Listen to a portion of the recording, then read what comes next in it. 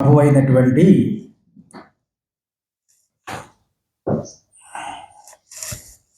యేసుక్రీస్తు వారి యొక్క పరిశుద్ధమైన నామమును బట్టి ఈ ఉదయకాలము చేరి వచ్చినటువంటి మీ అందరికీ కూడా యేసుక్రీస్తు నామములు అందరికీ వందనాలండి. మరి ఈ దినాన దేవుడు మనల్ని దేవుని సన్నిధికి తీసుకొచ్చాడంటే నిశ్చయంగా ఆయన యొక్క దృష్టిలో మనము ఉన్నాము. కాబట్టి మనము చదువుకున్నటువంటి మాటలను బట్టి, వాక్యాన్ని బట్టి మనము చూసినప్పుడు 18వ కీర్తన 25వ వచనము మనము చూసినప్పుడు అక్కడ ఇలాగును రాయబడి ఉన్నది. ఏమని రాయబడి ఉన్నది? దయగల వారి ఎడల నీవు దయ చూపించుదువు, యథార్థవంతుల ఎడల యథార్థవంతుడిగా ఉందువు.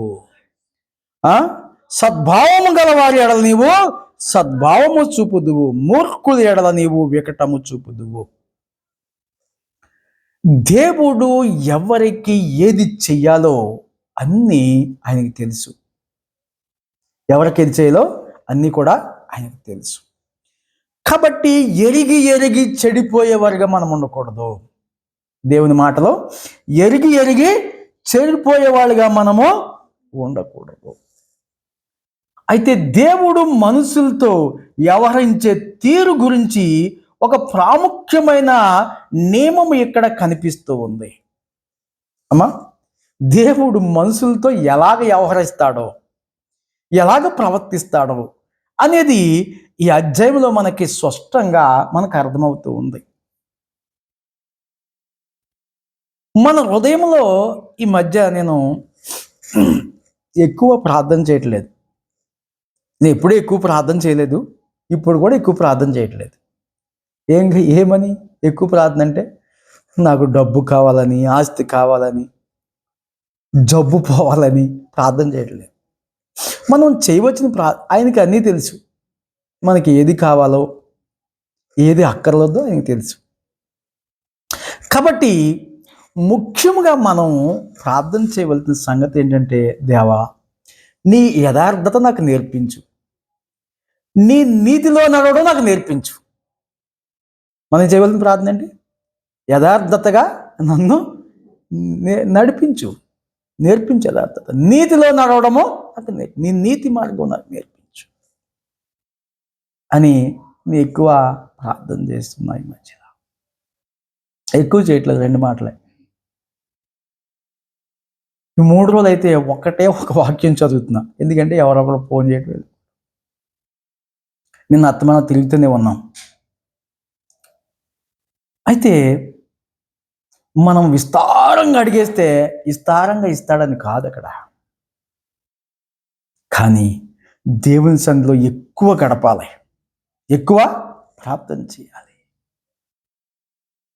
మనము భోజనము చేసినప్పుడు కడుపు నిండింది అని ఎలాగైతే మన మనసు అంతే కదా, భోజనం చాలు తృప్తి అని మన హృదయానికి అనిపిస్తుందో, అలాగున్న మన ప్రార్థన కూడా ఏమనిపిస్తుంది అంటే తృప్తి, ఒక బరువు దిగిపోయినట్టు అనిపిస్తుంది తృప్తికరమైన ప్రార్థన చేసినప్పుడు. కాబట్టి ముఖ్యంగా మనం అడగవలసింది ఏంటంటే, ఆయన రాజ్యంలోకి ప్రవేశించడానికి నాకు అనుమతి ప్రభువా, దానికి కావలసినటువంటి అర్హతలు నాకు దయచేయి ప్రభువా అని మనం ప్రార్థించాలి. మీకు ఒక విషయాన్ని చెప్తున్నాను. ప్రార్థన అంటే, సపోజ్ ఉద్యోగం కోసం ప్రార్థన చేసే వాళ్ళు ఉన్నారు. రెండోది ఇంకేంటి, జబ్బు కోసం ప్రార్థన చేసే వాళ్ళు ఉన్నారు. మూడవదిగా పరీక్ష పాస్ అవడం కోసం ప్రార్థన చేసేవాళ్ళు ఉన్నారు. 3 తెగలు అనుకుందాం. ఇప్పుడు ఇక్కడ ఏమన్నాడు ఆయన? ఈ మాట చాలా దయగల వారి ఎడల నువ్వు దయ చూపెడతావు. మనం ఎలా ఉండాలి? దయ. ఇది ఒక ప్రత్యేకమైన ప్రసంగం. మనం దయ చూపేవాళ్ళుగా ఉండాలి కదా. అప్పుడు ఆయన ఏం చేస్తాడు? దయ అంటే ఎవరైనా పడిపోస్తే వాళ్ళని లేపగలగాలి, ఎవరైనా ఆకలిగా ఉంటే వాళ్ళకి భోజనము. అందుకే ఆయన అంటాడు, మీరు ఎప్పుడైనా నాకు అన్నం పెట్టారా అడుగుతున్నాడు ఆయన. ఎప్పుడైనా నాకు వస్త్రం ఇచ్చారా? ఎప్పుడైనా నాకు నీళ్ళు ఇచ్చారా?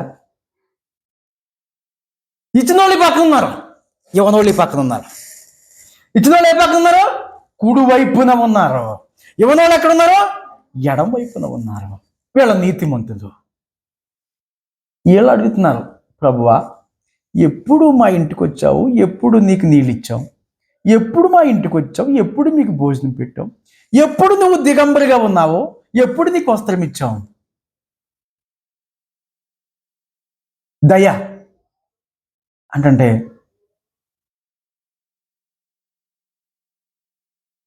ఎప్పుడు ఇలాగూ లేనటువంటిగా వారికి చేస్తే నాకు చేసినట్టే మీరు. దేవుని స్తోత్రం కలుగుతుంది గాక. ఎవడైతే వస్త్రం లేకుండా ఉంటాడో, ఎవడైతే దాహంగా ఉంటాడో, ఎవడైతే ఆకలిగా ఉంటాడో వానికి చేస్తే నాకు చేసినట్లే. దేవుని స్తోత్రం కలుగుతుంది గాక. ఇది దయ. అప్పుడు నువ్వేమవుతావు? ఇక్కడ దయదల్చబడ్డావు.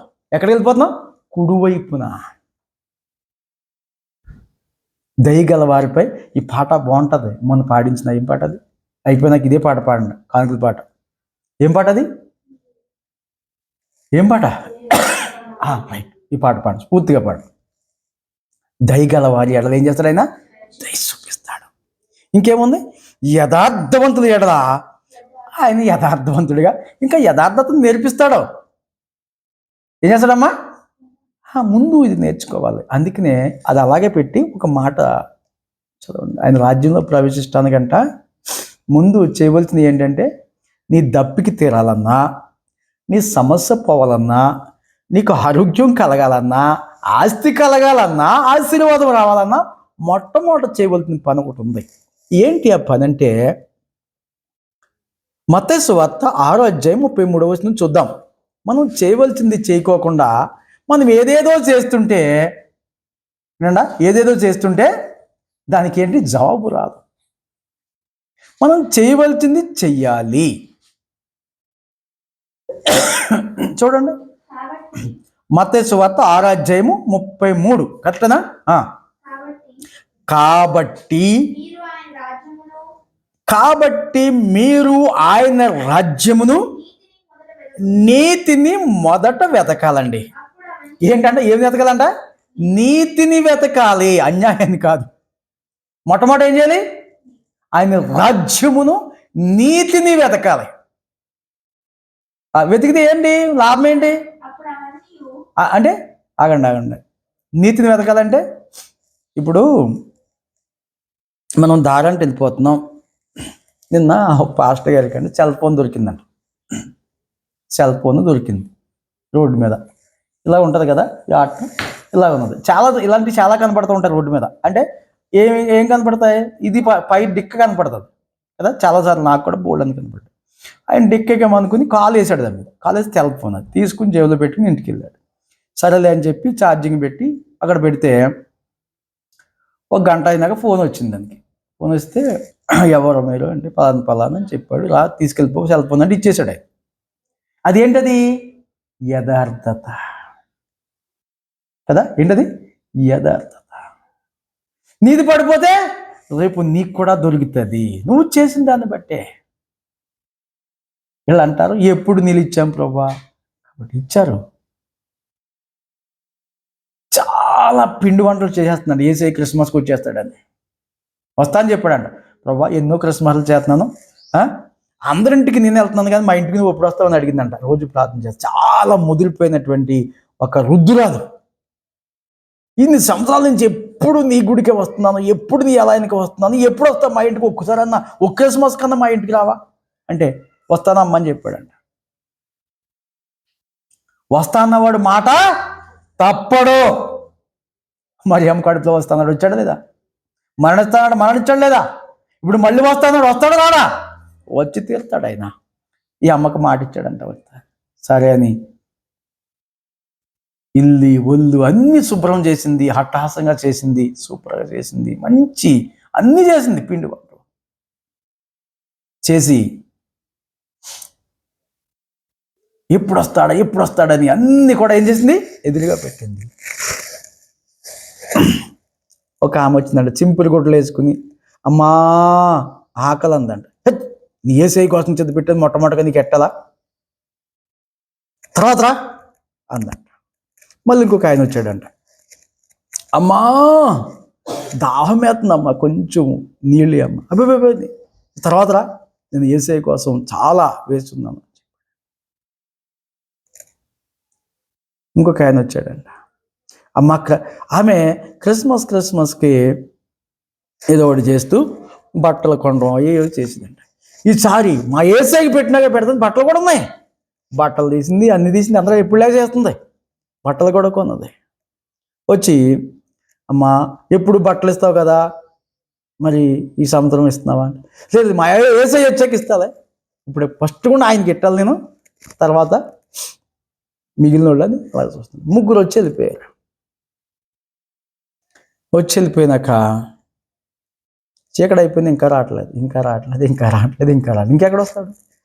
ఏసై మోసం చేశాడు నన్ను, వస్తా అన్నాడు. అసలు ఉన్నాడా లేడా ఇంకొచ్చింది డౌట్. 80 సంవత్సరాల భక్తి ఎండిపోయింది ఒకసారి, వస్తా అన్నాడు రాలే. ఇంకా దిగాలిగా వేసుకుని రాత్రి 11-12 అయింది. రోజు మారిపోతుంది, నిద్రలోకి అలాగ. యేసయ్య అమ్మా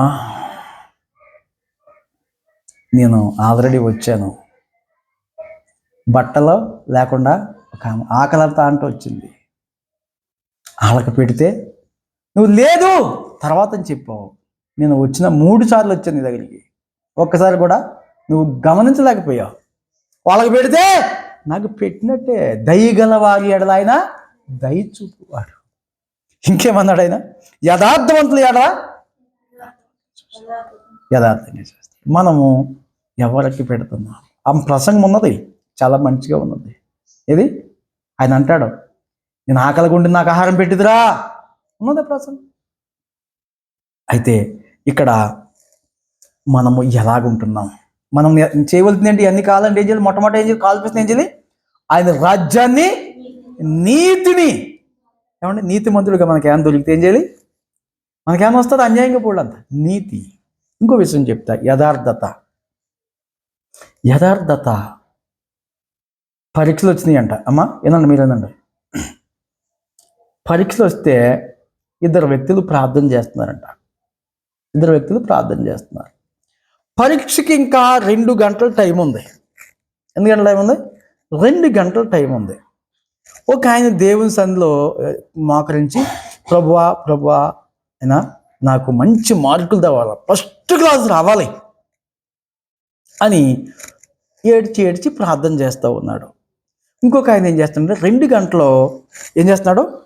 అవి చదివింది అన్నీ మళ్ళీ ఒకసారి రివిజన్ అంటారు దాన్ని, ఒకసారి రివిజన్ చేస్తూ ఉన్నాడు. చేశాడు చేసి ఇది ఎక్కడ రాస్తాడు? ఆయనకు రాస్తాడే.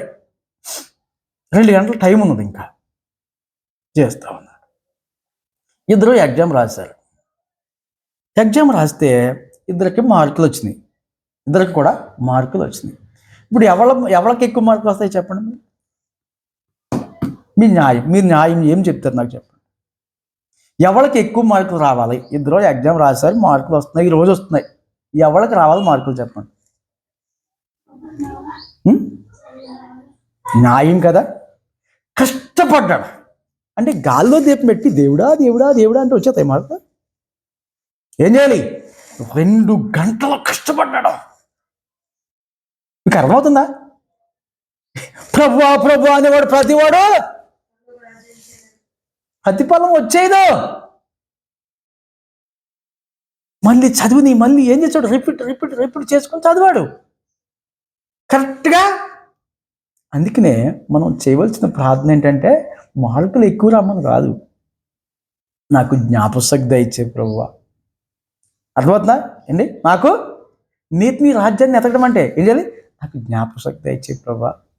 పరీక్షల టయానికి మంచి ఆరోగ్యం దయచే ప్రభువా. అర్థమవుతుందా? పరీక్షల టయానికి నాకు ఏం చేయాలి? జ్ఞాపశక్తి దయచేసి చదివినట్టుగా రాసినట్లు. మార్కుల తర్వాత ముందు పునాది ఏం చేయాలి కదా? మంచి ఆరోగ్యం ఉంటేనే కదా ఏమి లేకుండా ఏమి రాస్తా ఆరోగ్యం లేకుండా ముక్కుతా మురికి తెలిసి ఉండే కదా ఏమైనా ఉంటుందా? స్ట్రెంత్ కావాలి, నిలబడాలి కదా. తర్వాత చదివింది దయచేసి జ్ఞాపశక్తి దయచేయి తండ్రి. ఇంకేంటి బలము కావాలా? 3 నాకు అనుగ్రహించు, నీ దయ కూడా నాకు దయచేయని ప్రార్థన చేసి ఏం చేస్తాడు ఆయన? ఇది న్యాయమా? నాకు మార్కులు ఇచ్చే ప్రభా. ఏంటి అబ్బరకదబ్బర ఇది ఏమన్నా? కష్టపడ్డవాడు ఫలితం పొందుతాడు. నీ చేతికి వచ్చిన పని శక్తి వంచన లేకుండా చేయాలి. అది చేయాలంట. రై పగల కష్టపడ్డవాడు ఫలితం పొందుతాడు. ఏదో పెన్నకు ప్రార్థన చేస్తే పాస్ అయిపోవడం కాదు. ఇది ఇలాగనే అన్యుల్లో లోకువైపోతున్నారు పాస్టర్లు అందరూ. యూట్యూబ్లో దరిద్రం అంతా పాస్టర్లను దరిద్రంగా తిడుతున్నారు. పెన్నకు ప్రార్థన చేసేవాడు, అంటుపండుకు ప్రార్థన చేసేవాడు. రైట్, కరెక్టే, కాదంటలేదు. నమ్మకం కానీ నీ పని పవిత్రంగా ఉండాలి. ఎదుటివాడు చూస్తే దయగలదగా ఉండాలి.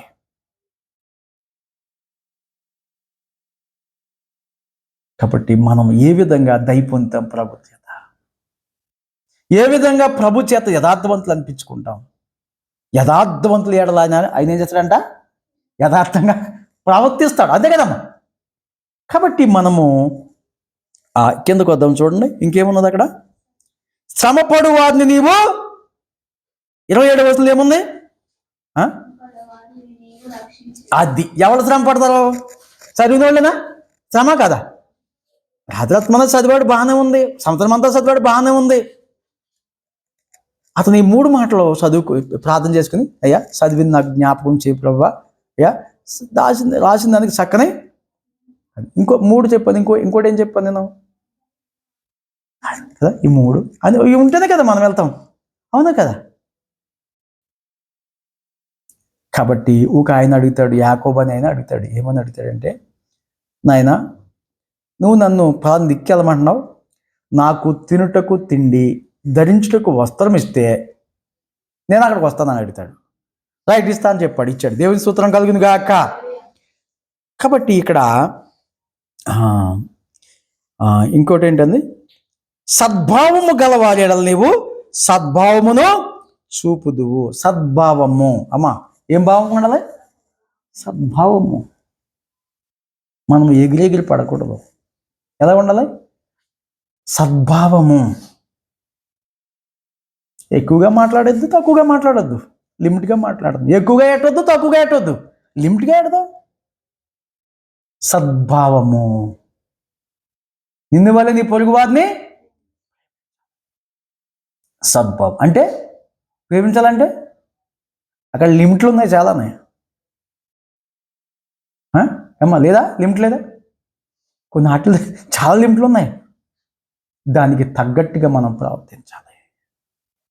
తర్వాత కిందకు వద్దాం, చూడండి 27వ వచనం. శ్రమపడు వారిని నీవు రక్షిస్తావు. ఎవరినంట? శ్రమ పడకుండా కష్టే ఫలి అంటారు. ఏమన్నా అంతేనా? కష్టే ఫలి. శ్రమ పడ్డవాడు కష్టించి ప్రార్థించాలి, ప్రభు దగ్గరికి రావాలి. ఎవరు శ్రమ పడుతున్నారో వాళ్ళు ఏం చేస్తారంటే దేవుడు నీవు రక్షించదువు. తర్వాత ప్రార్థన లేదు, ఏమి లేదు, ఏమి దేవుడు అబ్బా అన్న గర్హించిన వాళ్ళు ఏం చేస్తారంట? కింద ఏమున్నది? గరిష్ఠులకు విరోధివై వారిని అణచివేచెదవు. ఏం చేస్తా? గరిష్ఠులకి ఏమవుతాడంటమ్మా? ఎవరిని? గరిష్ఠులకి ఏమవుతాడు దేవుడు? దయ చూపుతాడా? ఏమవుతాడు? విరోధి అయిపోతాడంట దేవుడు. అర్థమవుతుందా? ఎందుకు వెళ్తాం? ఏంటి ఇంటికాడ ఉంటే చేసుకోకూడదా ప్రార్థన? మనం ప్రార్థన మనం చేసుకోకూడదా? నేను 2012 సంవత్సరంలో 6 మంది వచ్చారు బైబిల్ నేర్చుకోవటానికి. ఎక్కడ? ఏంటది? భాగ్యలక్ష్మి కాలంలో. మాకు బాప్తీసాలు ఇచ్చావు కదా, మాకు బైబిల్ కూడా నేర్పించాయి గారు, 1 గంట నేర్పించమన్నారు. 1 గంట 6 గంటలకి వెళ్ళి వాళ్ళ దగ్గర కూర్చుంటే వాళ్ళు వచ్చి అన్ని ప్రశ్నలు అడిగితే ఆ ప్రశ్నలు అన్నిటికి సమాధానం చెప్పుకుంటూ రెఫరెన్స్లు చూపించుకుంటూ వాళ్ళకి ఏంటంట దాని భావాన్ని చెప్తూ అయినప్పటికీ రాత్రి 11 అయ్యేది. 1 గంట చెప్పేది ఎంత అయింది? 11. అప్పుడు నేను పని చేస్తూ సేవ చేస్తున్నాను. 14 సంవత్సరాలలో వాళ్ళకి 6 నెలలు అయ్యేటప్పటికి వాళ్ళ కొమ్ములు పెద్దగా అయిపోయినాయి. వాళ్ళకి వచ్చింది ఇంత కూడా లేదు. అర్థమవుతుందా? శిష్యత్వం బుక్కులని మంచివి ఉన్నాయి వాళ్ళకి. మంచి ఆ బుక్కులు కూడా ఇచ్చిన చక్కగా. అవి దొరకవు ఎక్కడ, ఏ షాపులో దొరకవు. ప్రత్యేకంగా తయారు చేసి ఓఎమ్మోళ్ళు ప్రత్యేకంగా తయారు చేసినటువంటి బుక్కులు వాళ్ళకి చెప్పి దాంట్లో ఉన్న ప్రకారంగా శిష్యులు తయారు చేయడానికి మొట్టటి నుంచి నా గోల్ అదే. నా దగ్గర 100 మంది కూర్చోవాలనేటువంటి ఆలోచన నాకు లేదు. వాళ్ళు ఏమవ్వాలి? యేసుప్రభు గోల్ కూడా అదే. ఏమన్నాడు ఆయన ఏం చెప్పాడు? విశ్వాసులందరినీ సంపాదించుకుని వాళ్ళ దశంభాగాలు వాళ్ళ కానుకలు తెచ్చుకుని మీరు ఇల్లు కట్టుకుని బిల్డింగ్లు కట్టుకుని ఈ గోడలను కట్టుకుని ఆ గోడలను కట్టుకుని కార్లు కట్టుకుని హెలికాప్టర్లు కొనుక్కుని అని అనలేదు. ఏమన్నాడు ఏమన్నాడు చూడండి, ఒక మాట చూడండి. 28వ అధ్యాయం మత్తయి సువార్త 19వ వచనం. ఆయన ఏం చెప్పాడు, ఏం చేస్తున్నారు వాళ్ళందరూ? నీతి అంటే ఏంటి? ఆయన చెప్పినట్టు చేస్తున్నారా? మత్తయి సువార్త 28వ అధ్యాయం 19వ వచనం. ఇది సందర్భం కాదు, కానీ వచ్చినటువంటి జ్ఞాపాన్ని మీకు తెలియజేస్తున్నా. కాబట్టి మీరు అందరూ తీయండి మాట తీసుకోండి. ఏం చేయమన్నాడు, ఏం చేస్తున్నారు? కాబట్టి మీరు వెళ్ళి. ఎవరితో చెప్తున్నాడు ఈ మాట? యేసుక్రీస్తు ప్రభు తన శిష్యులైనటువంటి 12 మందితో చెప్తున్న మాట ఇది. ఇది ఏంటంటే ఇదేంటి తెలుసా? ఇది ఆజ్ఞ. ఇదేంటిది? ఆజ్ఞ. ఆర్డర్. ఏం చేస్తున్నాడు? ఆర్డర్ చెప్తున్నాడు శిష్యులు. కాబట్టి మీరు వెళ్ళి సమస్త జనులనా అంటే హోల్ హాల్ ఇంకా ఏంటి? సర్వ ప్రపంచం కదా. ప్రపంచంలోకి పోండి. ఇక్కడే కాదు, ఈ కైసనార్లో గ్రామంలో ఇక్కడ కాదు, ఇక్కడే పెట్టుకుని బుట్టు కట్టుకుని ఊరెక్కండి. వెళ్ళిపోండి మీరు లోకంలోకి వెళ్ళిపోండి. వెళ్ళిపోవాలంటే ఇక్కడ భార్య ఉండదా, పిల్లలు ఉండదా, బాధ్యతలు ఉండవా? వెళ్ళిపోవడం అంటే అంత తేలికనా? ఆ ఇంటి నుంచి ఇక్కడికి వస్తాక 15 కిలోమీటర్లు వస్తాక ఎన్ని పాటలు, అవును కదా. వీళ్ళకి ఎన్ని బాధ్యతలు ఉంటాయి. పిల్లలు లేరా, భార్య లేదా, ఇల్లు లేదా, తల్లిదండ్రులు లేరా, ముసలోళ్ళు లేరా? ఆయన చెప్తున్నాడు. ఏమన్నాడు? శిష్యుడు అనేవాడు ఇలాగ ఉండాలి, తెగింపు జీవితం ఉండాలి. కాబట్టి మీరు వెళ్ళి అంటే ఆడు ఎవడైనా పర్లేదు, కులం గీలం అన్నీ ఏం లేవు అక్కడ. ఉన్నాయా? సమస్త జనులు అంటే అందరూ కదా. అందరు ఎర్రోడు, తెల్లోడు, నల్లోడు, పొట్టుడు, పొడుగోడు, ఉన్నోడు, లేనోడు, బేదోడు, పేదోడు, అందరినీ కూడా ఎవడైతే మీ మాటలు వింటాడో, మీ మార్గంలోకి వస్తాడో వాడిని ఏం చేయమన్నాడు? చూడు, చదువు. కాబట్టి మీరు వెళ్ళి సమస్త జనులను శిష్యులుగా చెయ్యుడి. ఆ తండ్రి యొక్కయు, కుమారుని యొక్కయు, పరిశుద్ధాత్మ యొక్కయు నామములోనికి వారి బాప్తిసం ఇచ్చుచు నేను మీకు ఏ ఏ సంగతులు ఆజ్ఞాపించుతున్నో. ఏంటంట? అన్నిటినీ గైకొన వల్లని వారికి బోధించుడి. ఇదిగో నేను ఎప్పుడంట? ఏంటంట? ఎప్పుడు దాకా ఉంటాడు అమ్మాయిన అంటే? యుగ సమాప్తి అంటే మనం చచ్చిపోయేదాకా. మన పిల్లల యుగ సమాప్తి అంటే భూమి, ఆకాశం, సూర్యుడు, చంద్రుడు అన్నీ కూడా లయమైపోయే రోజు వస్తుంది. ఇప్పుడు మీకు అర్థమవుతుందా? ఎప్పుడు దాకానే? యుగ సమాప్తి. యుగాలలో యుగ సమాప్తి. సూర్యుడు ఏమైపోతాడు? నలుపు అయిపోతాడు. చంద్రుడు ఏమైపోతాడు? ఎరిపోయిపోతాడంట. మొన్న చంద్రుడి మీద పరిశోధన జరుగుతుంది ఇప్పటికే. నాసా చట్టం అని ఒకటి ఉంది. ఆ నాసా చట్టం వాళ్ళు ఆ సూర్యుడి మీద పరిశోధన చేస్తున్నప్పుడు సూర్యుడి మీద కొంచెం తుప్పు పడుతుందంట. ఏం పడుతుంది? తుప్పు. దేనికి పడుతుంది? తుప్పు ఇనుముకి పడుతుంది కదా. సూర్యుడి మీద తుప్పు పడి దాన్ని పరిశీలన చేస్తే అది ఎర్రగా ఉందంట. ఎలాగుంది? ఎందుకు? బైబిల్ గ్రంథం రాయబడి ఉంది అలాగా. మత్తయి సువార్తలో సూర్యుడు ఎరిపోయే రోజు, చంద్రుడు అదే ఆ రోజు, ఎబుచారుది ఏడ్చే రోజు, దొంగలంతా దొర్లే రోజు. తల్లి జాడ పిల్లకు లేక, పిల్ల జాడ తల్లికి లేక, చెట్టుకొక్కరై పుట్టకొక్కరై అనాథులై అరిచే రోజు వస్తుంది. ఇక్కడ యుగ సమాప్తి వరకు ఏమంటాడు ఆయన? మనుషులంతా విడిచిపెడతారు. ఎవరుంటారు మనతోను? ఏం మాట ఇచ్చాడు ఆయన? నిన్ను ఇడువను. ఎప్పుడు దాకానే? యుగ సమాప్తి దాకా. ఎవరు చెప్పాడు? నేను ఏ ఏ సంగతులను చెప్పాను వాటన్నిటిని గాయకోవాలి మీరు. కొన్నిటిని గాయకుంటే దెబ్బలు తినేస్తారు. ఎవడు ఉన్నా లేకపోయినా తెలుసా? మరి అలాగే వెళ్ళేటప్పుడు ఏమవుతుంది? అలాగే వెళ్తున్నప్పుడు ఏమవుతుంది తెలుసా? లోకంలోకి వెళ్ళేటప్పుడు ఏమవుతుందంటే ఏమేమి జరుగుతాయంటే ఊరికిన అయిపోదు. ఇంటి వారందరూ వెళ్ళేస్తారు. అర్థమైందా? ఏం చేస్తారు? ఇంటి వారందరూ కూడా వెళ్ళేస్తారు. అన్నదమ్ములందరూ కూడా ద్వేషిస్తారు. ఉందా మాట? అలాగే వెళ్ళేటప్పుడు ఎన్ని శ్రమలు కలుగుతాయి? శ్రమ కలుగుతుంది కదా ఆయనకి. ఇక్కడ ఏమన్నాడు? శ్రమ పడువారిని రక్షిస్తాడు అమ్మా కదా. ఇందులో శ్రమ కలుగుతుంది.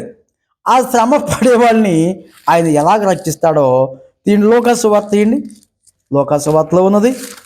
ఎలా ఎలా ఎలా వెళ్ళేటప్పుడు ఏమేమి కలుగుతాయంట? ఇందా చెప్పాను కదా, వాళ్ళకి భార్య పిల్లలు అందరూ ఉంటారని చెప్పాను కదా. మార్కు సువార్త 10వ అధ్యాయము 28-29 వచనాలు చదవండి.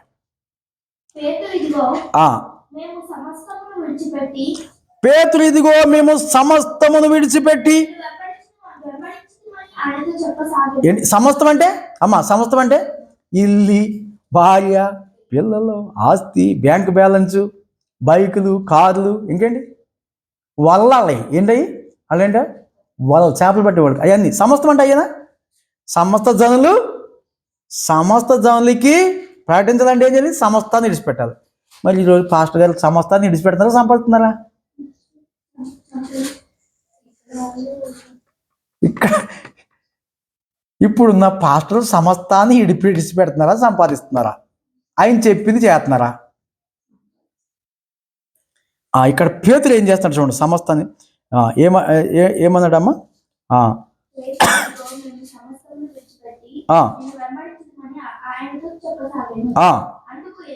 అందుకు యేసు చదువు. ఎవరి నిమిత్తం అంట? నా నిమిత్తం అంట. నా అంటే ఎవరైనా నా నిమిత్తమును, సువార్త నిమిత్తమును, ఇంటినైనను, అన్నదమ్ములైనను, అక్క చెల్లెలైనను, తల్లిదండ్రులైనను, చాలు పిల్లలను కూడా చాలు, భూములు కూడా చాలా, ఇవన్నీ విడిచిపెడితే ఎక్కడ బయటకు వెళ్ళేటప్పుడు ఏం చేయాలి? ఇవన్నీ విడిచిపెట్టాలి. భార్య నన్ను విడిచిపెట్టి అన్నీ. మరి భార్యని విడిచిపెట్టవచ్చా? మరి భార్యని విడిచిపెట్టకూడదని ఉంటుంది. భార్య ఎక్కడ ఎడబాయకూడదని ఉంటుంది. కానీ ఆయన నిమిత్తం కదా, ఆయన నిమిత్తం ఏం అన్ని విడిచిపెట్టమన్నాడు లేదా?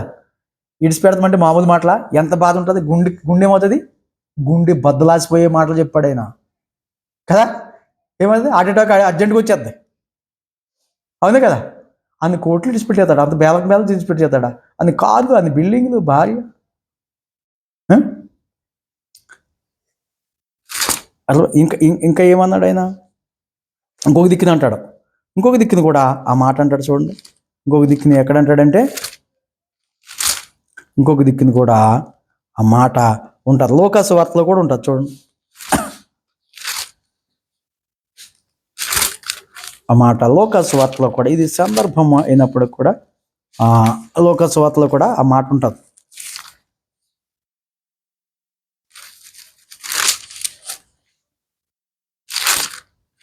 స్తోత్రం.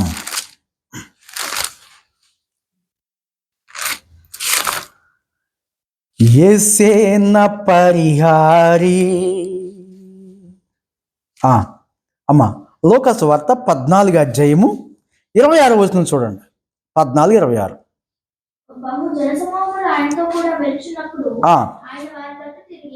ఎవరి తట్టు? బహు సమూహాలు ఉన్నారు. సమస్త జనులు ఆయనతో ఉన్నారు. కదా. ఉండగా ఆయనతో ఇంకెవరు ఉన్నారు? శిష్యులు కూడా ఉన్నారు కదా. ఇప్పుడు చదువు. ఎవరి తట్టు తిరిగాడు ఎందుకనే? శిష్యుల తట్టు. ఆయన ముందు వెళ్తున్నాడు, వెనకాల వాళ్ళు జనం ఉన్నారు, ఆయన పక్కన ఇంకెవరు ఉన్నారు? శిష్యులు. వెనక్కి తిరిగాడు. ఇలాగా తిరిగి ఏమన్నాడు ఆయన? ఎవడైనా నా యొద్దకు వచ్చి తన తండ్రిని, తన తల్లిని, భార్యను, పిల్లలను, అన్నదమ్ములను, అక్కచెల్లులను, ఏంటమ్మా ప్రాణం అంటే ఆయన కోసం చచ్చిపోతా కూడా వెనకాడకూడదు. మీకు అర్థమైంది? ప్రాణం. ఇందాక ఏం చదువుకున్నా అక్కడే. ఇక్కడ ఏం చేయడం? ఇంకా కఠినంగా చెప్తున్నాడు. ప్రాణం ఏది? మరి ఇంకొక విషయం తెలుసా? యేసు ప్రభు వస్తున్నాడన్న చెప్పిన ప్రవక్తలు, యేసు ప్రభు వచ్చిన తర్వాత ఆయన ఎమ్మడించిన వాళ్ళు, ఎమ్మడించి చూసింది, విన్నది, కన్నది ప్రకటించిన వాళ్ళు ఒక్కళ్ళు కూడా సరిగా చచ్చిపోలేదు. ఈ శరీరాల్లో లెక్క చేయలేదు. ప్రాణం అన్ని అన్నదమ్ములు, అక్క చెల్లు, భార్య, పిల్ల, ఆస్తి ఒక లెక్క. ప్రాణం అంటే ఉండలేదు అక్కడ. తన ప్రాణమును సహా ద్వేషింపకుంటే వాడు నా శిష్యుడు కానేరడు. 27వ వచనం. మరియు ఎవడైనను తన సిలువను మోసుకుని నన్ను ఎంబడింపని ఎడల వాడు నా శిష్యుడు కానేరడు. చాలే. అర్థమైందా? ఈ రూల్ ఎవరు పాటిస్తారు? ఈ ఆజ్ఞ పాటిస్తారు. ఇక్కడికి వచ్చేద్దాం. ఇప్పుడు కీర్తనలోకి వచ్చేద్దాం. కీర్తనలో మనం చదివినటువంటి అధ్యాయము 27వ వచనం ఏమన్నాడు ఆయన? శ్రమపడు వారిని నీవు రక్షించెదవు. ఇలాంటి శ్రమలోంచి ఎవరు రక్షిస్తారు? దేవుడు రక్షిస్తాడు. మళ్ళీ ఇడువాడు ఎప్పుడు ఇడువాడు ఎడబాడంటే ఎప్పుడు దాకాని? యుగ సమాప్తి దాకా ఆయన ఇడువాడంట. నీ పిల్లలు కూడా ఆయన ఇడువాడు. ఈ లోకంలో ఉన్న సుఖభోగాలన్నిటినీ చేసుకుంటూ ఉంటాయి. ఇంకా కిందకి చదువుదాం. చూడు. కింద ఏమున్నది? ఏంటమ్మదే? నా దీపమును వెలిగించువాడవు నీవే, నా దేవుడైనా యెహోవా. చాలమ్మది. ఏంటంటే దీపం ఎవరు వెలిగిస్తారు? ఎవరు వెలిగిస్తారమ్మా దీపాన్ని? నా దీపమును వెలిగించువాడవు నీవే, నా చీకటిని వెలుగ్గా చేసేవాడువు నీవే. దేవుని స్తోత్రం కలుగు. నా దీపమును వెలిగించువాడు నా చీకటిని వెలుగుగా చేయును. నా దీపమును వెలిగించువాడు నా చీకటిని వెలుగుగా చేయును. జలరాశుల నుండి బలమైన చేతి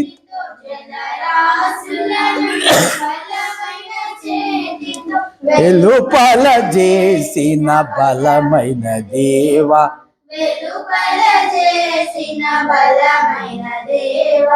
యెహోవా.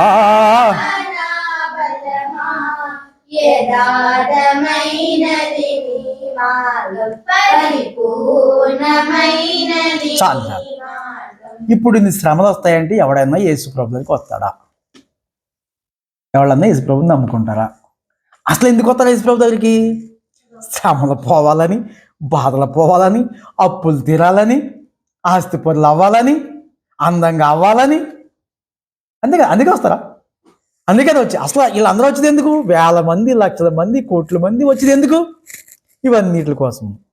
అయితే అలాంటి తెగింపు కలిగి రావాలి. అలాంటి తెగింపు అవన్నీ వస్తాయో రాకూడదు. వస్తే అప్పుడు నువ్వేం చేస్తావు? నీతిని, రాజ్యాన్ని వెతుకుతున్నావు. ఇందాక చూసావు కదా. ఇప్పుడు నీకేం కావాలనుకుంటున్నావో అవన్నీ ఆయనకి తెలుసు. ఇక్కడ ఉంటాకి ఇల్లు కావాలని, ఏంటంటే ప్రయాణం చేస్తాక బస్సు కావాలని, లేకపోతే కారు కావాలని ఆయనకి తెలుసు.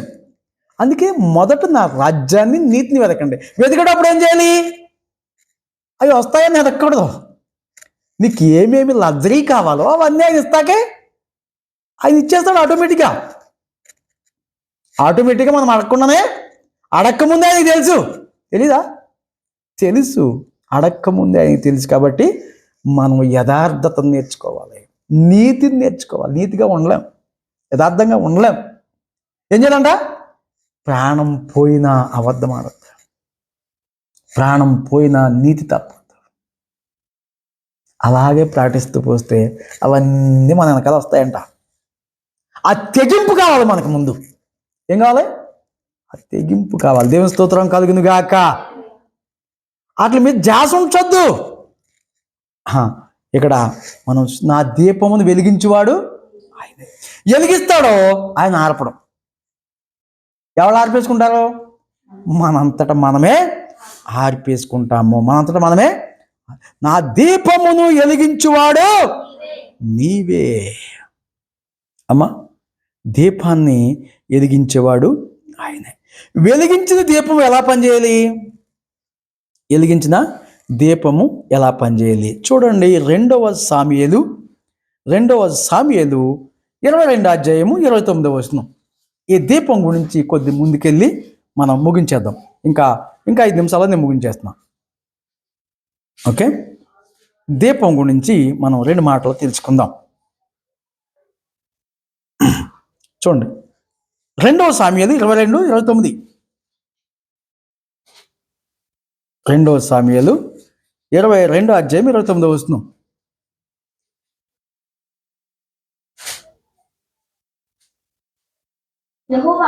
యెహోవా, నీవు నాకు దీపమై ఉన్నావు. యెహోవా చీకటిని నాకు వెలుగ్గా చేయును. అమ్మా, చీకటిని ఏం చేస్తాడు? అసలు మొట్టమొదట ఆయన పలికిన మాట ఏంటి? అసలు ఎప్పుడు? ఆది కాండంలో మొట్టమొదటగా ఆయన పలికిన మాట ఏంటి? వెలుగు కలుగును గాక. ఆ వెలుగు నువ్వు అయిపోవాలి. మిమ్మల్ని ఏమన్నాడు తెలుసా? యేసు ప్రభు నమ్మిన వాళ్ళు ఏమన్నాడు? మీరు లోకానికి వెలుగై ఉన్న రకంగా మనం ఒక వెలుగైపోవాలి. ఆయన వెలుగు చూపెడతాడు. మనం ఏం చేయాలి? దేదీప్యమానంగా వెలగాలి. మనం ఎలా వెళదాం? ఇక్కడ ఏమన్నాడు ఈయన? మన చీకటినే ఆయన ఏం చేస్తాడా? వెలుగ్గా చేస్తాడంట. ఆ చీకటిని వెలుగ్గా చేసేవాడు నీవే అని ఇక్కడ భక్తుడు మనకి తెలియజేస్తున్నాడు. దేవుని స్తుతి. మరొక మాటను మనం చూద్దాం. చూడండి, మరొక మాటను చూద్దాం. 1 రాజులు 15వ అధ్యాయము 4వ వచనం. ఈ దీపంలోకి ఒక ఆయన వచ్చాడు. ఎవరైనా? దావీదు. ఆయన చెప్పాడు అక్కడ ఆ మాట. ఏమన్నాడు? నా చీకటినే వెలుగ్గా, చీకటిని తొలగి ఆయన చెప్పి, అయితే ఆ దీపంలోంచి ఆ దీపాన్ని ఒక ఆయన ఆర్పేసుకున్నాడు ఒకసారి. ఎలాగ ఆర్పేసుకున్నాడంటే చూడండి, 1 రాజులు 15వ అధ్యాయం 4వ వచనం. ఈ మాట ఇందాక చెప్పిన ఆయనే ఏమని? చీకటినే చెప్పాడు. ఇప్పుడు ఇక్కడ ఆయన ఏమయ్యాడు చూడండి. దావీదు ఇత్రుడైన ఊరియా సంగతి యందు తప్ప తన జీవిత దినములన్నీ యెహోవా దృష్టికి యథార్థంగా నడుచుకుంటూ యెహోవా అతనికి ఇచ్చిన ఆజ్ఞలలో దేని విషయమందును తప్పిపోకుండెను. దేవుని స్తోత్రం కలుగును గాక. ఆయన్ని వెలిగించాడు. ఎక్కడి నుంచి వెలిగించాడమ్మా? ఎక్కడి నుంచి? గొర్రెల దొడ్లో నుంచి. ఏ దొడ్లో నుంచి? అలాగే రాసింది బైబిల్లో కూడా. గొర్రెల దొడ్లో నుంచి ఎక్కడ తీసుకొచ్చాడు? సింహాసనం మీద ఎక్కించాడు. ఎక్కడ? వెలుగుతున్నాడు, దేదీప్యమానంగా వెలుగుతున్నాడు. ఎంతమంది కొట్టాడు? ఎంతమంది? ఇజ్రాయేలు ప్రజలందరినీ అదరగొట్టేసి నెల్లాళ్ళు తొడగొట్టి శవం చేసి పడేశాడు. అవునా కదా? అలాగా పైకి వచ్చి దేదీప్యమానంగా వెలుగుతున్నాడు. అవునా కదా? వెలుగుతూ ఉన్నటువంటి వాడు ఏమయ్యాడు? పాపం చేసేసాడు. ఏం చేయడు? దీపము ఆరిపోయింది. ఆ వెలిగించిన దీపాన్ని ఆరిపేసుకుంటే అమ్మా మళ్ళీ వెలిగించడం చాలా కష్టము. ఎవరు ఆర్పరు. అతనే మనకు మనమే ఆర్పేసుకుంటాం. ఆ తప్ప ఏమన్నాడు? ఇది బాగా అండర్లైన్ చేసుకోండి. ఎక్కడ? దావీదు ఒకే ఒకసారి కదా. ఎక్కడ? వెలిగించబడిన తర్వాత ఒకేసారి ఆర్పి ఏంటా దీపం అంటే చూడండి, నరుని ఆత్మ యెహోవా పెట్టిన దీపము. దావీదు యుద్ధేడిన ఊరే భార్య సంగతి అందు తప్ప తన జీవిత దినములని యెహోవా దృష్టికి, ఎవరి దృష్టికి అంట? యెహోవా అంటే ఎవరు? దేవుడు. ఆయన దృష్టికి, ఈ ప్రపంచంలో ఉన్న దృష్టికి కాదు, ఈ ప్రజల దృష్టికి, ఆయన దృష్టికి యథార్థముగా నడుచుకుంటూ యెహోవా అతనికి ఇచ్చిన ఆజ్ఞలలో దేని విషయమందు తప్పిపోకుండెను. అమ్మ ఇందాకేం చెప్పుకున్నాం? అన్నిట్లో ఒక్కటి తప్పాడు, అన్నిటినీ కూడా ఒక్కటి తప్పిపోయినా దేని మారిపోద్ది. అయితే అక్కడ ఆయన తప్పిపోతే ఎన్ని కష్టాలు పడ్డాడో మనకు తెలుసు. ఏనాడు కన్న కొడుకు చచ్చిపోయాడు, అవునా? ఉపవాస ప్రార్థన చేశాడు, బతికడా? దీపం వెలిగించి ఓరిగాల్లో నీ దీపం, ఇందా చెప్పాను కదా పరిస్థితుల గురించి మీకు. 2 గంటలు ప్రార్థన చేసినాడు గొప్ప, 2 గంటలు చదివినాడు గొప్ప. ఎవరికి వస్తాయండి మార్కులు? చదవాలి. దుప్పడు మూసికెట్టేసి ప్రభువా పాస్టర్ గారు ప్రార్థన చేయలేదు, మా డాడీ పాస్టర్ కదా నాకు ఫస్ట్ మార్కులు వచ్చేస్తాయంటే వస్తాయా? పోరా పనికిమాలోడా, నువ్వు పడుకున్నా కాబట్టి నీకు. ఎస్, పండిత పుత్ర పరమ సుంట. ఎవరంటే సుంటలు అయ్యేవాళ్ళు ఎవరు? పంతులు గారి కొడుకులు, పాస్టర్ గారి కూతుర్లు కొడుకులు. మీకు అర్థం కాదు. పాస్టర్ గారి కొడుకులు కూతుర్లు సరిగా ఉండరు. గర్వం, అహంకారం, అలా వస్త్రధారణ. పాస్టర్ కూతుర్లు కొడుకులు మంచిగా ఉండరు అనుకుంటారు మీరు. అందరికీ నీతులు చెప్తారు, అందరిని గద్దిస్తారు, అందరికీ అన్నీ చెప్తారు పరిశుద్ధమైన మాటలు. పాస్టర్ గారి కూతుళ్ళు కొడుకులు కరెక్ట్గా ఉంటారు. మొట్టమొదటి నరకంలోకి వెళ్ళిపోతే వాళ్ళే. ఇంట్లో పాస్టర్ గారు ఉండడు, ఆయన పని మీద తిరుగుతూ ఉంటాడు, డబ్బులు వస్తూ ఉంటాయి, లెక్క ఉండవు. ఆడింది ఆట, పాడింది పాట, ఎక్కడో దూరంగా వేస్తారా? అమెరికాలోనూ ఎక్కడ వేస్తారు? ఎక్కడున్నారు? తల్లిదండ్రుల ప్రేమ ఎక్కడుంది? తల్లిదండ్రుల భయం ఎక్కడుంది? ఇష్టం వచ్చిందండి చేస్తుంటే. సాతాను గాడి కూడా పన్నాగం అదే. ఎవరిని పట్టుకోవాలి? పాస్టర్ గారి కొడుకుల్ని కూతుర్ని పట్టుకుంటే, పాస్టర్ గారు పడిపోతే 10 మంది పడిపోతారు, 10 మంది ఏలెడిచి పెడతారు. అది విశ్వాసం అయితే ఒక్కదాన్ని పోతుంది. చూడండి, పాస్టర్ గారి కూతుళ్ళు వస్త్రధారణ ఎలాగుంటుందో, పాస్టర్ గారి కొడుకులు వస్త్రధారణ ఎలాగుంటుందో. చిరిగిపోయిన పాటలో ఎన్ని రాగలేదు. నిన్న ఒక ఆమె ఇక్కడ వస్తుంటే మాకు బండికి అడ్డంగా వచ్చి పక్క తీసేసింది. ఏమంటుంది? బట్టలు లేవు అమ్మకంటుంది. ఇంత పొడుగున్నది, బండి నడిపేస్తుంది. నిన్న రాత్రే నేను జాకెట్ లేదు, ప్యాంట్ లేదు అంటుంది. ఈమె కూర్చుంది వెనకాల, మాకు అడ్డంగా వచ్చేసి ఇంత ఎట్టింది, ఇట్లా ఇంత కాళ్ళు వేసుకుని నడిపేస్తుంది బండి. సాతాను గాడు వాళ్ళనే పట్టుకుంటాడు.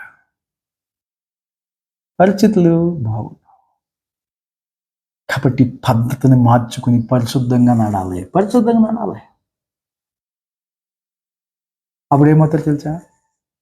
పాస్టర్ గారి కొడుకులు కూతురు పేదైపోతారు. పేదైపోతే ఉద్యోగాల కోసం ఇంకేముంటుంది? వాళ్ళు తీసుకెళ్ళి అక్కడ ఇంకేం పని ఉంది? పేదైపోయినోడికి ఏం పని ఉంటుంది? శుభ్రంగా తీసుకెళ్ళి బైబిల్ కాలేజీలు వేస్తారు. నిజంగా చెప్తున్నా, వాస్తవం ఇదే కదా. ఉచితంగా ఇలాగా తండ్రికి వయసు అయిపోద్ది, తండ్రి చచ్చిపోతాడు. వీళ్ళ కోసం ఎందుకు చచ్చిపోతాడు? ఓ పక్కన సంఘం కోసం ఆలోచిస్తాడు, ఓ పక్కన సంసారం కోసం ఆలోచిస్తాడు, ఓ పక్కన పిల్లల కోసం ఆలోచిస్తాడు. ఇలాగా బీపీ షుగర్ వచ్చేది. ఎవరి ముందు చచ్చిపోతాడు? విశ్వాసాల కంటే ముందు చచ్చిపోతాడు పాస్టర్ గారు. ఉండదా?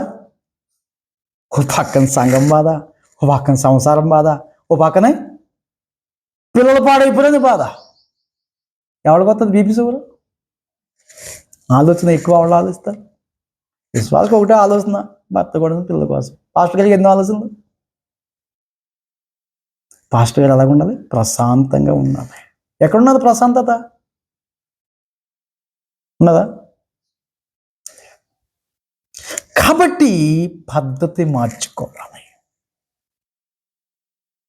సర్వసృష్టికి వెళ్ళి సర్వజనుల్ని సంవత్సరాలని శిశువులుగా చేయడం అంటే ఊరికనే ఉందా? ఎన్ని కష్టాలు! ఎన్ని, అందుకే వదిలేయమన్నాడు. అబ్రహాం కూడా అలా అందరిని వదిలేసే బాబు, అందుకే నేను అందరిని వదిలేసే. మాకు బంధువులు ఉన్నారు, వాళ్ళు ఎప్పుడు పెడతారు ఇల్లు ఓపెనింగ్? ఆదివారం. పెళ్ళి ఎప్పుడు పెడతారు?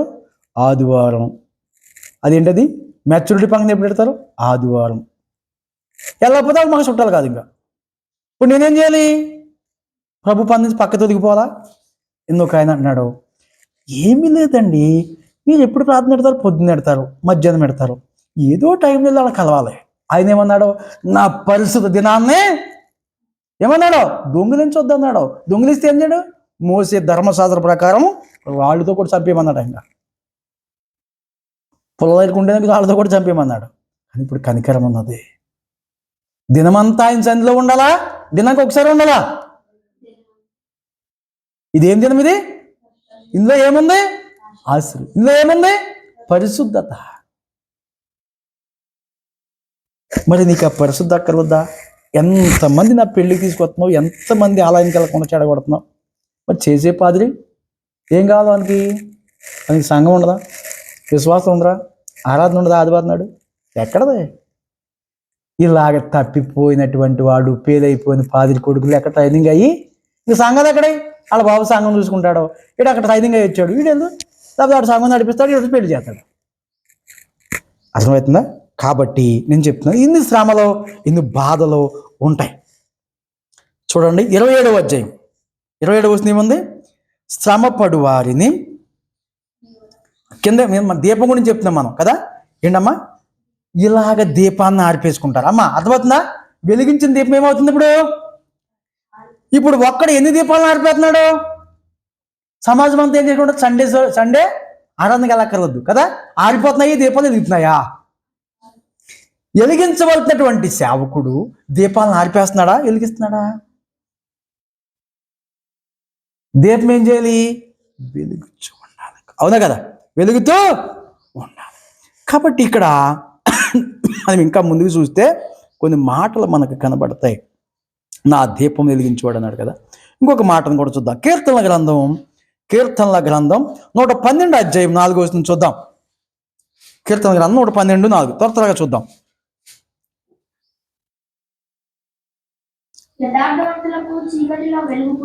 ఏంటంటే ఎవరికంట?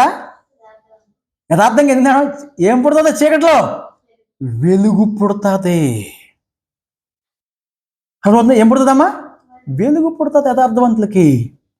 ఇంకా వారి కటాక్షము వాత్సల్యతయు నీతియు గలవారును. ఏంటది? ఏముంది? యథార్థవంతులకు చీకటిలో వెలుగు పుట్టును, వారి కటాక్షము వాత్సల్యము నీతి గలవారు ఏమవుతారంట? యథార్థవంతులకి చీకటిలో వెలుగు పుడుతుంది. ఇంకేంటంట? వాళ్ళకి వాత్సల్యం ఉంటుంది, వాళ్ళ నీతి గలవారుగా అవుతారు. ఇంకా మనం ముందుకు చూస్తే సామెతల గ్రంథం 20వ అధ్యాయము ఏంటి ఈ వెలుగు అనేది, ఏంటి ఈ దీపం అనేది మనము అక్కడ వివరంగా చూస్తాం. ఎక్కడ? సామెతల గ్రంథము 20వ అధ్యాయము 27వ వచనం. అమ్మ ఏంటా దీపం? ఏంటమ్మా? ఎందుకంటే దీపం వెలగాలన్నాం. ఏంటది? ఆత్మే దీపము. నరుని ఆత్మ యెహోవా పెట్టిన దీపం, అది అంతరంగములన్నీ శోధించును. ఈ దీపం ఏం చేయాలమ్మా? ఏంటా దీపం? ఏంటి? ఎందుకని ఆత్మ నింపుదల ఉండాలి. ఆ దీపం ఎప్పుడు యెషయా గ్రంథం చూద్దాం, చూడండి. ఆ దీపం ఏం చేద్దంటే యెషయా గ్రంథం 42 అధ్యాయం 16వ వచనం. ఈరోజు ఎలాగ చేస్తుందో తెలుసా? యెషయా గ్రంథం 42:16. ఆ దీపము ఎలాగ నడిపిస్తుందో, ఏం చేస్తుందో ఇక్కడ బాగా రాశాడు. అమ్మా, వారు ఎరగని మార్గంలో గుడ్డి వారిని తీసుకొని వచ్చేదను, వారు ఎరగని త్రోవల్లో వారిని నడిపింతును. వారి ఎదుట చీకటిని వెలుగ్గాను, వంకర త్రోవలను చక్కగాను చేయుదును. నేను వారిని విడువక ఈ కార్యములు చేయుదును. మీరు ఆలోచన చేసుకోండి. వాక్యాన్ని బట్టి మీరు ఎక్కడికి వెళ్ళవలసిన వాళ్ళు ఎక్కడికి వచ్చారు, ఎక్కడికని బయలుదేరారు, ఎక్కడికి వచ్చారు. ఇక్కడ ఈ వాక్యమే నడిపించింది మిమ్మల్ని. ఏమన్నది? వారు ఎరగని మార్గమున గుడ్డి వారిని తీసుకొని వచ్చెదరు, వారు ఎరగని త్రోవన వారిని నడిపింతును, వారి ఎదుట చీకటిని వెలుగుగా వంకర త్రోవలు చక్కగా చేయుదును, నేను వారిని విడువక ఈ కార్యములు చేయుదును. వంకర త్రోవలు వెళ్ళిపోతుంటే యథార్థవంతులు ఏం చేస్తాడు? ఈ పక్క తీసుకొస్తాడు, ఎక్కడికి వెళ్ళాలో అక్కడ తీసుకొస్తాడు. యథార్థంగా ప్రార్థన చేయ, నన్ను నడిపించు ప్రభువా, నా గమ్యస్థానం ఏది, నా రూట్ ఏది, నా నివాసం ఏది, నా ఆలయం ఏది, నా ప్రార్థనా స్థలం ఏది, ఎక్కడ నాకు ఆత్మీయ ఆహారం దొరుకుతుంది అని ఏం చేయలేదు మీరు. కానీ ఒకటి ఏంటి, మొట్టమొదటి ఏం చేయాలి? నీతి యథార్థత ఉంటే అవన్నీ అంతటే. రోమియోలకు రాసిన పత్రిక 8వ అధ్యాయము 28వ వచనం చూడండి ఏముంటుందో. రోమియోలకు రాసిన పత్రిక ఏమవుతుందో చూడండి. యథార్థవంతులు ఎలాగవుతారో అంతటా సమకూడి 8:28 ఎవరికంట? దేవుణ్ణి ప్రేమించే వారికమ్మా. ఎవరు ప్రేమిస్తారు దేవుణ్ణి? యథార్థవంతులు, అవలా నీతిమంతులు, అంతేనా? ఆయన ఆ దేవుణ్ణి ప్రేమించే వారికి అనగా ఆయన సంకల్పము చొప్పున, నీ సంకల్పం కాదు, ఆయన సంకల్పము చొప్పున ఎవరంట? పిలువబడిన వారికి అమ్మ మేలుగా కీడుగా, మేలు కలుగుటకై సమస్తమును సమకూడి జరుగుచుండవల్లని దేవుని స్తోత్రం కలుగును గాక. అన్నీ సమకూడతాయి. మనం యథార్థతలో నడుస్తుంటే, నీతిగా నడుస్తుంటే ఏం చేస్తాయి? అన్ని సమకూడతాయి. మనం ఏం చేయాలి? నీతి యథార్థత, దీపాన్ని ఆర్పేసుకోకూడదు. అర్థమవుతుందా? ఇక్కడికి వద్దాం. ఆయన నడిపించాడు. ఇంకా యెషయా గ్రంథము 62వ అధ్యాయము 1వ వచనాన్ని కూడా చూద్దాం. ఆ నీతి, ఆ దీపము ఎలాగ మండుతుందో, ఏం చేస్తుందో మనం చూద్దాం. చూడండి. సియోను నీతి సూర్యకాంతి వలె కనబడే వరకు, ఆగండమ్మా. ఎలాగంటే సియోను నీతి సూర్యుని వలె కనబడు వరకు. ఆగండి, అలా కాదు, నువ్వు చదివే విధానం బాగా. సియోన్ అంటే ఏంటి? సియోన్ అంటే ఏంటి? ఎందుకు ముందు సియోన్ అంటే ఏంటి? సియోన్ అంటే దేవుని పట్టణం, దేవుని రాజ్యం, అదే పరలోక పట్టణం, అదే హెవెన్లీ కింగ్డమ్. సియోను నీతి ఎలాగంట? సూర్యుని వలె కనబడు వరకు. అమ్మ సూర్యుడు ఎలా కనబడతాడు? చూడగలమా? సూర్యుని చూడగలమా? ప్రపంచానికి అంతటికి కాంతి వస్తుంది. సూర్యుని వలె ఏం కాంతి అంటమ్మా? సూర్యకాంతి వలె కనబడు వరకు, సియోను నీతి సూర్యకాంతి వలె కనబడే వరకు. అక్కడ ఆగాలి. దాని రక్షణ ఏంటన్నది? రక్షణ ఎలా కనబడుతుంది అమ్మా? ఏంటది? రక్షణ. రక్షణ. దీపం కనబడేది ఏంటి? కాంతి వలె కనబడేది రక్షణ. దీపం వలె వెలుగుచుండు వరకు సియోను పక్షమందు నేను మౌనంగా ఉండను, యెరూషలేము పక్షమందు నేను ఏం చేస్తాడంట? ఆయన ఊరకనే ఉన్నాడంట. యథార్థవంతులు నీతిగా ఉంటుంటే, యథార్థంగా నడుతుంటే మీరు రక్షణ ఏం చేద్దాం? రక్షణ కాపాడుకోవాలి. రక్షణ కాపాడుకుంటూ ఉంటే దీపం వలె వెలుగుచుంటుందంట రక్షణ. ఎలాగంట?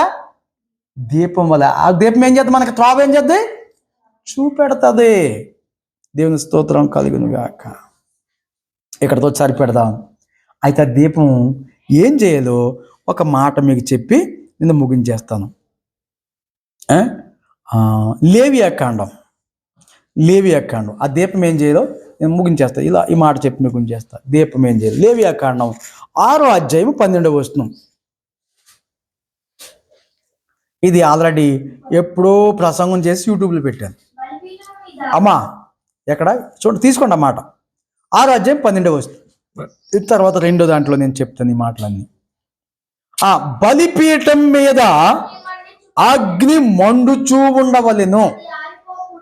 అమ్మా ఏంటది? బలిపీఠం మీద ఏంటి? అగ్ని ఏం చేయాలి? మండుచూ ఉండాలి. అది ఆరిపోవచ్చా? మీ స్టవ్ ఆరిపోయండి, కట్లు పోయేది ఆరిపోయండి, కానీ ఇదేం చేయాలి? బలిపీఠం మీద అగ్ని మండుచుండవలను. అది ఏంటంటే ఆరిపోకూడదు. ప్రతి ఉదయమున యాజకుడు దాని మీద కట్టెలు వేసి దాని మీద దహన బలి ద్రవ్యమును ఉంచి సమాధాన బలి యొక్క పశువు క్రొవ్వును దహింపవలెను. అమ్మా ఏం చేయాలంట? ఏం చేయాలి? బలిపీఠం మీద ఎప్పుడు అగ్ని మండుచుండాలి. ఏం చేయాలంట? నిత్యము ప్రార్థించాలి. నిత్యము ఏం చేయాలి? బైబిల్ చదవాలి. చదివేవాళ్ళు అయితే చదవాలి, ఈనేవాళ్ళు అయితే తినాలి. ఎప్పుడు? నిత్యమునా అప్పుడప్పుడునా? నిత్యము. ఏ రోజు ఆర్పేసుకుంటే ఆ రోజు చీకటి వచ్చి సాతానుగాడు వచ్చి మనం బతుకుని చెడిపేస్తాడు, గందరగోళం. అలాగనే అది ఆరిపోకూడదు. ఎప్పుడెప్పుడు వెలిగించాలి? అది ప్రతి ఉదయమున యాజకుడు దాని మీద కట్టెలు వేసి. ఏంటమ్మా? ఏంటయ్యి కట్టెలు? మొన్న ఒక ప్రసంగానికి వెళ్ళాం. ఆయన ఏమన్నాడు? బొగులేస్తే ఏమవుతుంది? మంట వస్తుంది కదా. బొగ్గులేస్తే మంట వస్తుంది కదమ్మా. ఐరన్ బాక్స్లు అయితే ఇప్పుడు ఏంటి ఇది వచ్చేసింది? ఏంటది? కరెంట్ బాక్స్ వచ్చింది. ఇంతకుముందే బొగ్గుల బాక్సే కదా. బొగ్గులు. కట్టెలు ఏమవుతాయి? బొగ్గులు అవుతాయా? బొగ్గులు ఏమవుతాయి? నిప్పులు అవుతాయా? నిప్పులు అయినవి సగం కాలిపోతే బొగ్గులు అవుతాయి, పుల్లుగా కాలితే బూడిద అవుతుంది. ఇక్కడ బొగ్గులు. ఇక్కడ ఏమంటున్నాడు? అది ఆరిపోకుండా ప్రతి ఉదయమున యాజకుడు దాని మీద కట్టెలు వేసి దాని మీద దహన బలి ద్రవ్యమును ఉంచి. ఏంటంట? దహన బలి ద్రవ్యం అంటే ఏంటి? డబ్బు కదా, అంతేనా? బంగారం, వెండి అలాంటి ద్రవ్యం ఉంచి సమాధాన బలి యొక్క పశు క్రొవ్వును దహింపవలెను. ఏం బలంట? పశు కొవ్వు. క్రొవ్వు అంటే ఏంటి? బలానికి మించి మన శరీరంలో ఉన్నది కొవ్వు. ఏంటన్నా? అవునా? 65 కేజీలు ఉండవలసిన వాడు 125 కేజీలు అయ్యాడు అనుకో, మిగిలినంత ఏమవుతుంది? మిగిలినండి కొవ్వు. కాబట్టి మన కొవ్వు కరగాలంటే దీపం ఏం చేయాలి? మండాలి. ఆ కొవ్వు అని ఏంటంటే ఎగస్ట్రా ఆలోచనలో దేవుడు ఇచ్చేదానికి నీ సొంత ఆలోచన, సొంత ప్రయత్నాలు, అహంకారం. ఆ కొవ్వు ఏం చేయాలి? ఆ కొవ్వు కరిగించుకోవటానికే ప్రజలందరూ మొదలాడుతున్నారు కదా, మెడిసిన్ వాడుతున్నారు. మనం ఎందుకు దేవుని సన్నిధికి రావాలంటే ఆ దీపం వెలిగించుకోవటానికి ప్రతి ఉదయం ఏం చేయాలి? వాక్యాన్ని, పరిశుద్ధమైన దినాన్ని మనము పఠించాలి. దీపాన్ని, నా దీపం వెలిగించేవాడు ఆయనే, నా చీకటిని వెలుగుగా చేయవాడు. ఎన్ని ప్రయోజనాలు ఉన్నాయి? ఆయన చీకటిని వెలుగుగా చేయాలంటే మన దీపం ఏం చేయాలి? ఎవరు ఆర్పరు. ఇది మొదటి పార్ట్గా మీకు చెప్తున్నాను. ఇంకా చాలా ఉంది దీపం గురించి. కాబట్టి మనం ఏం చేయాలి? కొవ్వుని కరిగించుకోవాలి. యథార్థంగా నడుస్తుంటే ఎక్కడికి వెళ్ళాలి? ఆయన రాజ్యాన్ని, నీతిని వెలిగితే యథార్థంగా ఉంటే నీకేం కావాలా అన్ని నీ వెనకాల వస్తూ ఉంటాయి. అర్థమవుతుందా? ఒక ఆయన నన్ను ఇడిచిపెట్టి వెళ్ళిపోయాడు. 2 సార్లు రమ్మని వెళ్ళాను, రాలేదు. మొదటి తారీఖు నుంచి వస్తా అన్నాడు, రాలేదు. వెళ్ళాలా మానేయాలంటే ఆయన కానుకిస్తున్నాడు. ఆ కానుక గురించే వచ్చారేమో ఒక ఆయన అడిగిన, మరి వెళ్ళమంటారా వద్దంటారా అని అడిగితే ఆయన అన్నాడు, అయితే ఆయన ఇచ్చిన కానుక గురించి మళ్ళీ వచ్చేసాడు ఈయన అనుకుంటాడు అన్నాడు ఆయన. సర్లేండి, అయితే నేను వెళ్ళి వచ్చాక చెప్తాను, వెళ్తాను అయితే నేను అని చెప్పిన. వెళ్ళాను, నేను చేయవలసింది చేసి వచ్చేసిన. దేవుని స్తోత్రం. కాదు, ఇంకా చెప్పలేదు ఆయనకి, ఇంకా చెప్పలేదు. చెప్పాలి. నీకు కూడా చెప్పట్లేదు. ఇప్పుడు కొన్ని అలాగే చెప్తా. కొవ్వు కరగాలి కదా, తొందరగా కరిగిపోద్దా? ఏమండి, ఎన్ని మెడిసిన్ వాడాలో ఏంటంట? నరిన ఆత్మ యెహోవా పెట్టినా దీపం, అది నిత్యం ఏం చేయాలి? మండాలి, మండించాలి. మండుదాం, మోకరిందాం. మనం మండుదామా? మన దీపాన్ని మనం ఆర్పేసుకుందామా? మండించే దీపం ఎలాగ ఉండాలో తర్వాత మీకు చెప్తాను. ప్రార్థన చేయండి. మేము మండుదా ఉందాం ప్రభువా అని. నిత్యము బలిపీఠం మీద అగ్ని మండుచుండవాళ్ళను, అది ఆరిపోకూడదు.